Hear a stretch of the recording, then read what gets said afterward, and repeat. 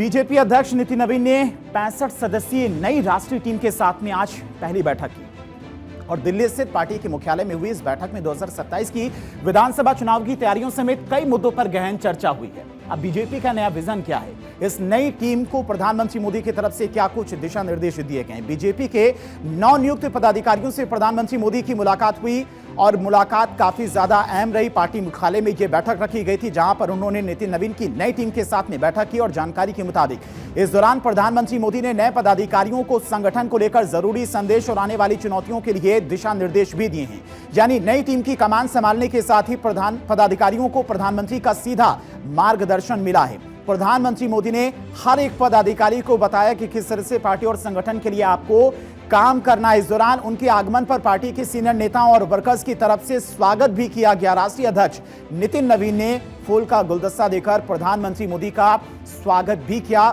वो तस्वीरें भी आपको दिखाती कि किस तरह से प्रधानमंत्री मोदी के द्वारा स्वागत किया गया है। नितिन नवीन की नई टीम के सामने मिशन साफ है। 2027 के विधानसभा चुनाव में बीजेपी के रणनीति को जमीन पर उतारना पहला काम होगा संगठन का और इस संगठन में नई जिम्मेदारियों के साथ में पार्टी की नजर सिर्फ पुराने सियासी समीकरण पर नहीं बल्कि नई पीढ़ी के वोटर्स पर भी है, खासतौर पर जेनजी को साधना। और यही वजह है कि जेनजी को लेकर नितिन नवीन की नई टीम लगातार प्लानिंग भी करती हुई नजर आ रही है।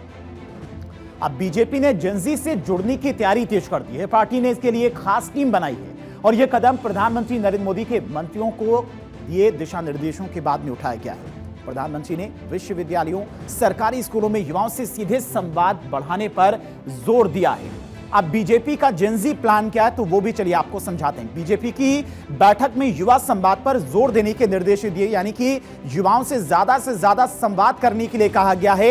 हर एक पदाधिकारी को युवा संवाद के लिए बीजेपी देश भर में कार्यक्रम भी चलाएगी। हर एक राज्य में, हर एक जिले में युवाओं से सीधे संवाद किया जाएगा, उनका विजन समझा जाएगा। अब युवाओं से संवाद के लिए टीमें भी बनाई गई हैं। बीजेपी के वरिष्ठ नेताओं की टीमें बनाई जाएंगी जिनके मार्गदर्शन में तमाम कार्यकर्ता भी काम करेंगे। टीम में नितिन नवीन, स्मृति ईरानी और विनोद तावड़े हो सकते हैं। सूत्रों के हवाले से यह जानकारी है। गुजरात के मंत्री हर्ष संघवी और छत्तीसगढ़ के मंत्री ओपी चौधरी भी टीम में हो सकते हैं। यह भी सूत्रों के हवाले से जानकारी निकलकर सामने आई है। टीम में नितिन नवीन और स्मृति ईरानी, विनोद तावड़े बड़ी भूमिका निभाते नजर आएंगे। तमाम पदाधिकारियों को मार्गदर्शन भी देंगे और बीजेपी का यह कार्यक्रम युवाओं की उम्मीदों और चिंताओं को समझने पर केंद्रित रहेगा। जेनजी के सामने रोजगार, शिक्षा, परीक्षा और भविष्य से जुड़े कई सवाल हैं। अब पार्टी इन मुद्दों पर युवाओं से सीधे बातचीत करना चाहती है। कार्यक्रम में चर्चा, संवाद के जरिए युवाओं को बीजेपी नेताओं से जुड़ने का मौका मिलने की संभावना है। और नितिन नवीन की नई टीम का हाल ही में ऐलान हुआ है और उसके बाद आज पहली बैठक हुई। इस पहली बैठक में 3 सेशन रहे। बीजेपी का नवीन मिशन क्या है वो भी आपको बताते हैं। किस तरह से बैठक में तमाम मुद्दों को लेकर चर्चा हुई। पहली बैठक की बात करें, नवनियुक्त पदाधिकारियों का परिचय कराया गया एक दूसरे के साथ में। दूसरी बैठक की बात करते हैं, सार्वजनिक जीवन में पीएम के 25 साल के कार्यक्रमों पर चर्चा की गई। किस तरह से प्रधानमंत्री मोदी ने 25 सालों में संगठन का विस्तार किया, पार्टी का विस्तार किया। संगठन से जुड़े कामकाज पर भी चर्चा की गई, किस तरह से संगठन काम करता है और आपको भी आने वाले समय में उसी भूमिका में नजर आना है, उसी ताकत के साथ में काम करना है पार्टी के लिए। पहली मीटिंग राष्ट्रीय पदाधिकारियों के साथ में हुई। इस बैठक में पार्टी के नए पदाधिकारी के साथ पुराने पदाधिकारियों को भी बुलाया गया था। बैठक में संगठन को मजबूत करने, युवाओं के बीच में पार्टी की पहुंच बढ़ाने और केंद्र और राज्य सरकार की योजनाओं को आम लोगों तक पहुंचाने पर खास जोर दिया गया।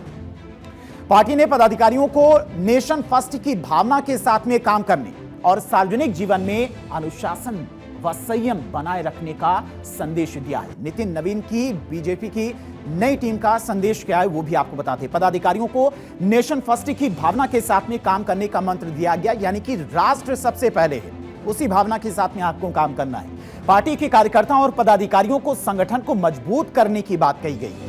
जमीनी स्तर पर जाकर आपको संगठन में नए नए लोगों को जोड़ना है, कार्यकर्ताओं को मनोबल बढ़ाना है। संगठन की मजबूती को पार्टी की प्राथमिकताओं में अहम बताया गया है। इसके अलावा सरकारी योजनाओं को जन जन तक पहुंचाने पर फोकस रहेगा, यानी कि सरकार की तरफ से जो तमाम योजनाएं चलाई गई हैं उनके बारे में लोगों को बताना है। सार्वजनिक जीवन में अनुशासन बनाए रखने की भी नसीहत दी गई है। विपक्ष को तथ्यों के आधार पर जवाब देने की हिदायत दी गई है, यानी कि आप पढ़ाई भी करिए तथ्यों की, सार्वजनिक जीवन में संयम और अनुशासन पर जोर दिया गया, यानी कि आपको अपना संयम बनाए रखना है, संयम नहीं खोना है, यह निर्देश दिया गया। आज जो बैठक हुई संगठन के नए पदाधिकारियों के साथ में, मीटिंग के दौरान बीजेपी के राष्ट्रीय गीत वंदे मातरम के सम्मान और उसकी विरासत की रक्षा के लिए भी एक प्रस्ताव पारित किया गया। इस प्रस्ताव को भी इस बैठक में मंजूरी मिली है और साथ ही साथ तमाम पदाधिकारियों को दिशा निर्देश भी दिए गए कि किस तरह से राष्ट्रीय गीत का सम्मान आपको बनाए रखना है। इसके अलावा पार्टी की विरासत को भी आगे बढ़ाना है। बीजेपी ने कांग्रेस के कार्यक्रमों में वंदे मातरम के सिर्फ 2 छंदों के गायन की निंदा भी की। इस बैठक में बीजेपी ने कांग्रेस पर वंदे मातरम का अपमान करने का आरोप भी लगाया है। सुनिए क्या कुछ कहा है संबित पात्रा ने।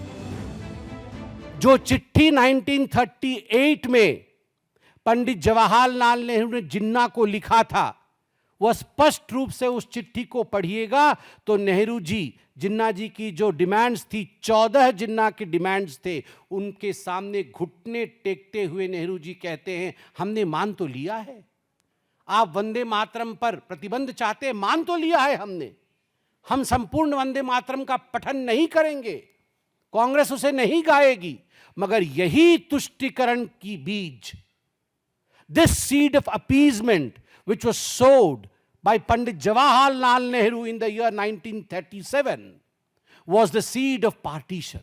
आज भारतीय जनता पार्टी के प्रथम पदाधिकारी बैठक में हमारे अध्यक्ष नितिन नवीन जी ने पुरजोर तरीके से यह कहा है कि यह जो विभाजन करने की बीज बोने की कोशिश कर रही है कांग्रेस पार्टी, हम कदाचित इसे नहीं होने देंगे। 17 अगस्त 2026 को बीजेपी की नवीन टीम की घोषणा हुई और इस टीम की खासियत यह कि इसमें करीब 80% चेहरे नए हैं। खुद नितिन नवीन बीजेपी के सबसे युवा अध्यक्ष हैं, तो टीम में भी 6 सदस्य 40 साल से कम उम्र के हैं, 15 सदस्य 40 से 49 साल के बीच के हैं, तो दूसरी और इसमें राम माधव, वसुंधरा राजे सिंधिया, स्मृति ईरानी जैसे अनुभवी चेहरे भी मौजूद हैं। और आने वाले वक्त में इस नई टीम की अग्नि परीक्षा होने वाली है। यूपी का चुनाव इसके लिए लिटमस टेस्ट की तरह रहेगा कि किस तरह से संगठन को मजबूती दी गई, जहां पर पिछले चुनाव में पार्टी कमजोर रह गई थी, उन सीटों पर किस तरह से संगठन के द्वारा काम किया गया, रणनीति बनाई गई, ये आने वाला वक्त बताएगा।